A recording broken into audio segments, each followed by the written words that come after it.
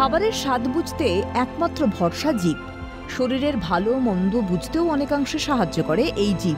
কিন্তু সেই জিভের লালাভ রঙের উপর হঠাৎ সাদা আস্তরণ পড়ছে, খেয়াল করেছেন কখনো? জিভের রং বদল হতে পারে কোনো রোগের লক্ষণ। কিন্তু কেন এমন হয়? অবহেলা না করে সতর্ক হন এখনই। চিকিৎসকরা বলছেন নানাবিধ রোগের কারণে বর্ণ বদলাতে পারে জিভ। হতে পারে আপনি লিউকোপ্লাকিয়ায় আক্রান্ত। মূলত জিভ বা মুখগহ্বরের উপরিত্বকের কোষের অত্যাধিক বৃদ্ধির কারণে এই সমস্যা দেখা দেয়। এই রোগ আপনা থেকে সেরে গেলেও কখনো লিউকোপ্লাকিয়া থেকে মুখের ক্যান্সার হতে পারে। তাই সময় থাকতে চিকিৎসকের পরামর্শ নেওয়াই ভালো।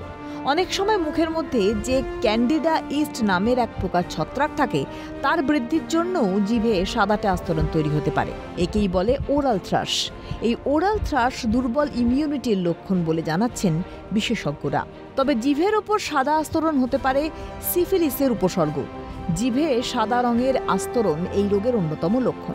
সাধারণত অসুরক্ষিত যৌন মিলনের মধ্যে দিয়ে এই রোগের ব্যাকটেরিয়া ছড়িয়ে পড়ে সুস্থ ব্যক্তির দেহে। অবহেলা করবেন না, যত তাড়াতাড়ি সম্ভব পরামর্শ নিন চিকিৎসকের।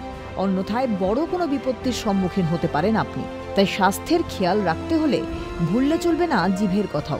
মনে রাখবেন, শরীর গতিকের কথা লুকিয়ে আছে জিভে। ক্যালকাটা নিউজ।